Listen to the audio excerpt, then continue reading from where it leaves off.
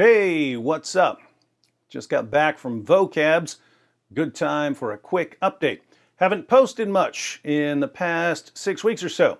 Hexitas asked me if I've been on vacation. No, just been busy, mainly family stuff. There are some ongoing issues of various kinds in my family. Every few years, multiple disasters strike all at once. I would normally keep all of this to myself, but some of you are disturbingly interested in the tragicomedy that is David Wood's life. And you don't want to just wait for the book. But that's cool. I'm happy to talk. Let's back up to July when we left for a week. We drove to St. Louis for the Myotubular Myopathy conference. It's about a 17-hour drive each way in an RV. Some of you came to see me at the hotel. One of you brought me a giant iced coffee with 2 espresso shots. Much appreciated. Quick update on the medical stuff. If you're new here, 2 of my 5 sons have a rare genetic disease that keeps their muscles from working. The disease is actually mostly curable now, though the cure is not available. Doctors cured it in mice, then they cured it in dogs. They started human trials last year. Looks like all of the data from the human trials is going to be submitted to the FDA next year to get the treatment approved. If all goes well, the treatment could be available in 2021. That's still a long way off. Some kids aren't going to make it. My kids might not make it. But whatever happens, it will be awesome to cure a disease like this. And once you learn how they're curing this disease, it's really, really cool. Doctors reprogram a virus to go into human cells and splice in the correct DNA sequence in order to correct genetic defects. Once they can do that, there are all kinds of diseases they can fix. Exciting times. After we got back from the conference, Marie had to head back to New York for a funeral. One of her friends, who used to be Reed and Paley's teacher, died of Lou Gehrig's disease. After that, Marie's parents took care of Reed and Paley so that we could drive down to West Virginia, where I grew up. My mom was diagnosed with lung cancer at the beginning of 2018. The cancer was apparently all in her lung, and it was a small tumor.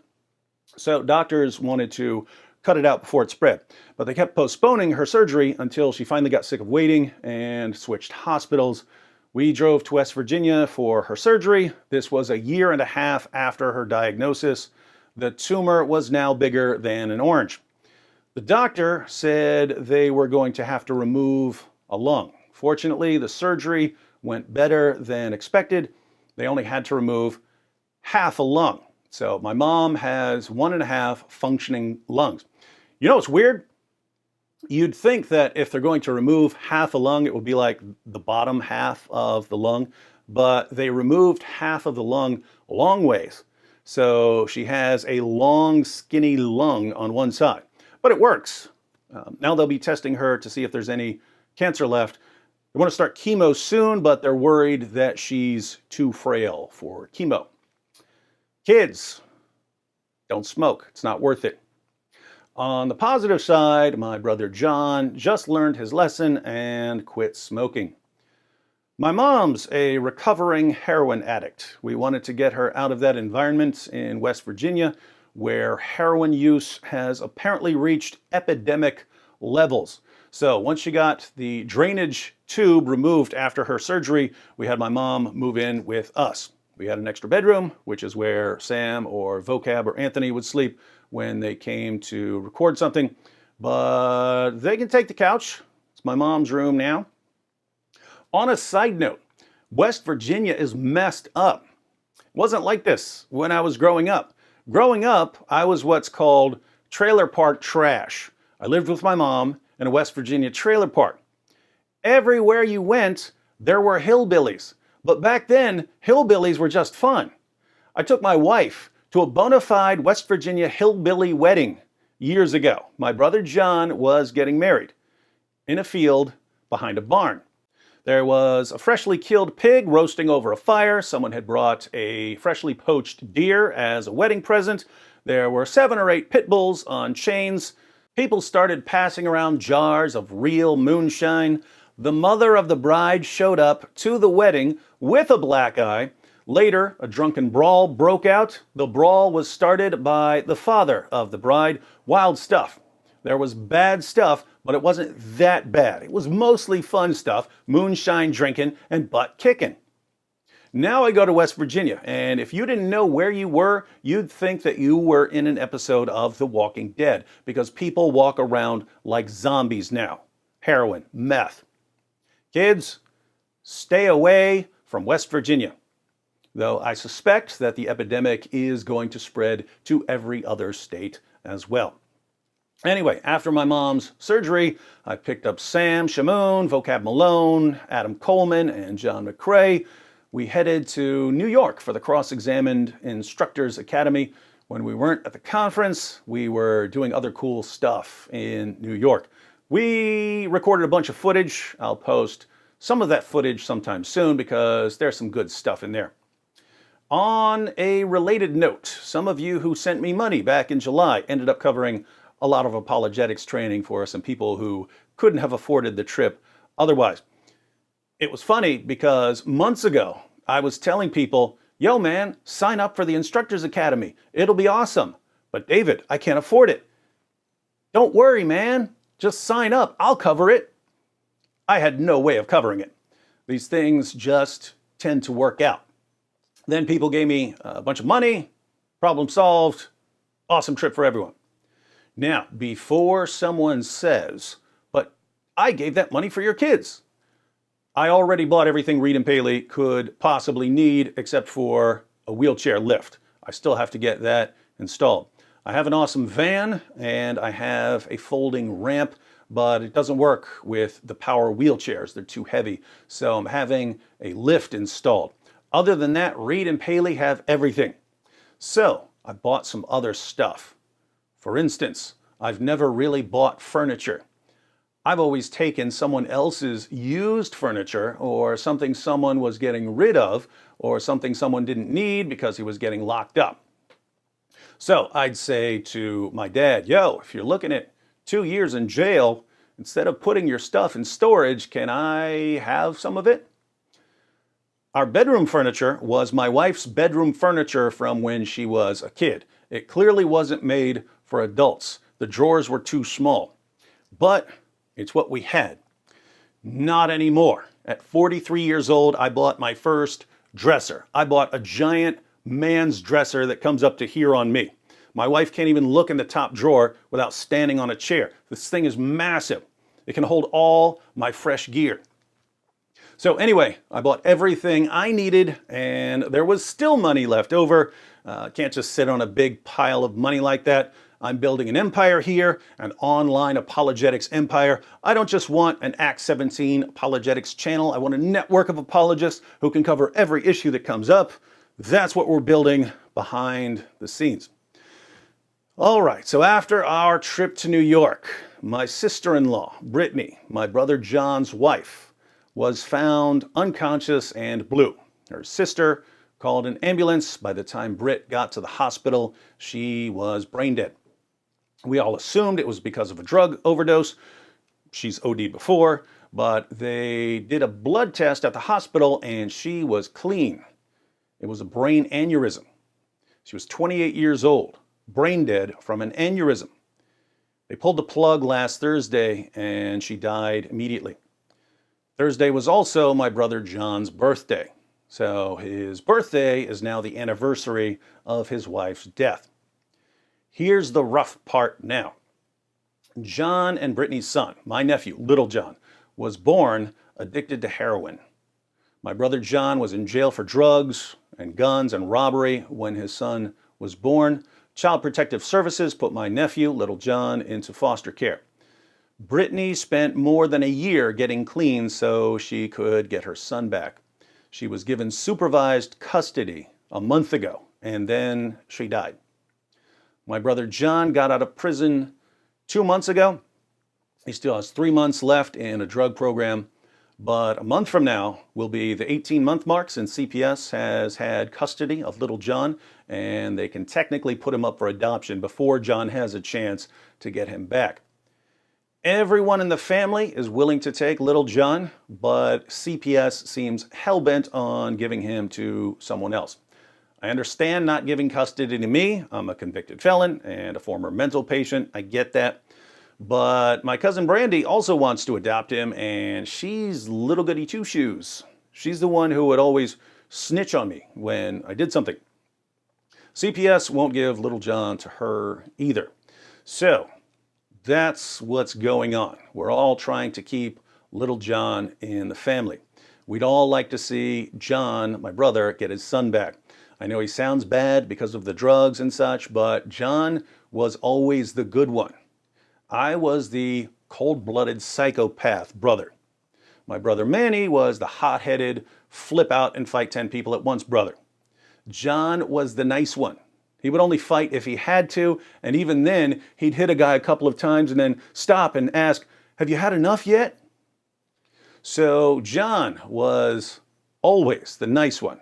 He got into drugs in his 20s and then took a bad turn. He's clean now, and his wife just died. So John's at one of the most important crossroads in his life. He can either sink into a depression and turn back to drugs, or he can be a man and step up for his son. I think he'll step up. Again, he's the good one. Kids, don't do drugs. Here's what sucks and terrifies me about drugs. If you get addicted to something like meth or heroin and then you somehow get clean, it's almost like you have to be perfect after that, because you can be clean for 6 months or a year or 2 years, and then all of a sudden you have a really bad day and you hit the needle or the pipe just once for old time's sake, and then you're right back where you started. Best way to win that game is never to play. So these are the ongoing adventures of my family. Right now, we're focused on the rescue of little John and the redemption of his father. Sometimes it almost seems hopeless, but I've realized that I kind of like hopeless situations. Hopeless situations can be awesome. Think about it. My nephew, little John, was born an addict. His grandfather, my brother John's father, we had different fathers.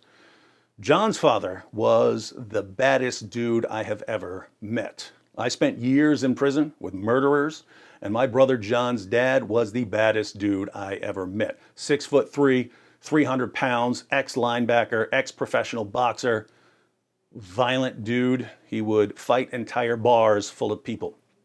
He died on his way to kill my mom. Police cornered him on a bridge. He told police what he thought of them, and he jumped off. That's little John's grandfather on his father's side. The man died on his way to kill little John's grandmother, my mom.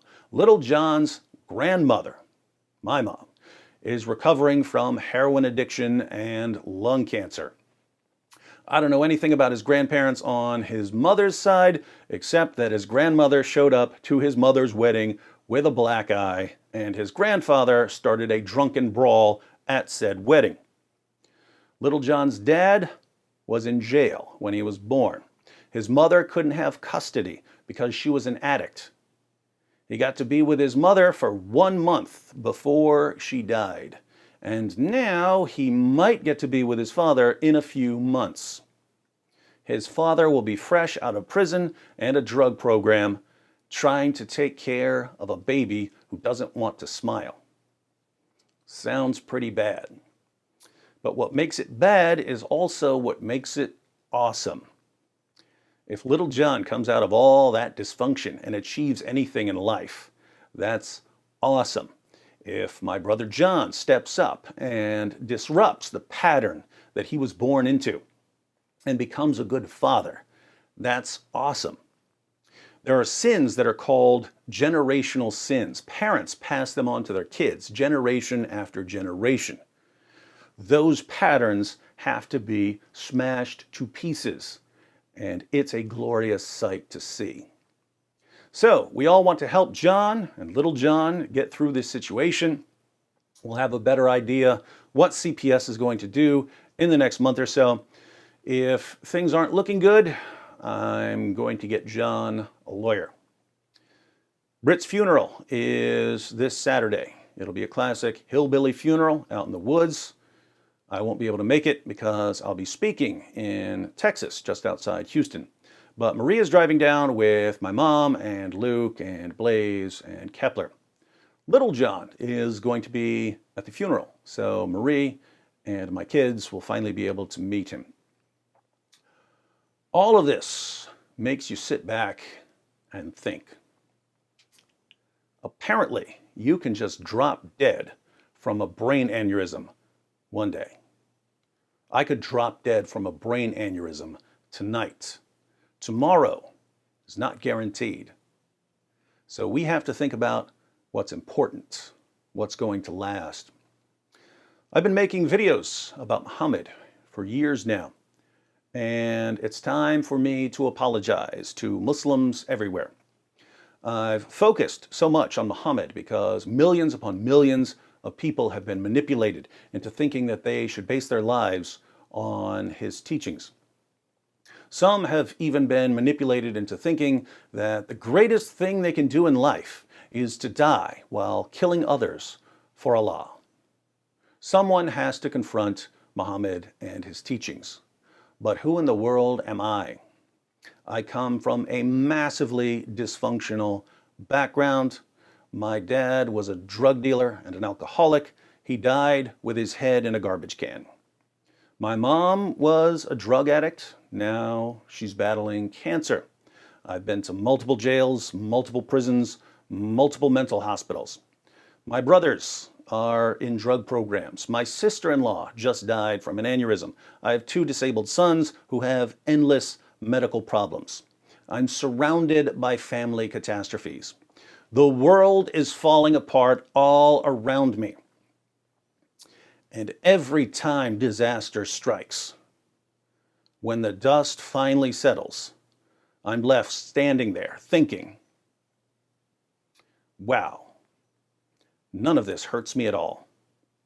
I must be indestructible. And if I'm indestructible, if I can take anything this world can hurl at me, then I have to believe that I'm this way for a reason, because I believe in a God who is sovereign. I mentioned earlier that I like hopeless situations. What could be more hopeless than the rapid spread of an ideology that calls for the violent subjugation of the entire world? Let's make it even more hopeless. If you dare criticize or question this ideology, you're labeled a racist and a bigot by politicians and journalists and educators and entertainers, and you and your entire family will be threatened with torture and death. Utterly hopeless. I feel like I'm made for this. I keep getting sidetracked by family disasters, but once the disasters are over, I feel more powerful, more focused, more invincible, like I should fling myself relentlessly at the biggest, most hopeless situation in the world and see which one of us breaks first. Muhammad was a madman. Sometimes it takes a madman to deal with a madman. The world needs a madman. I am that madman.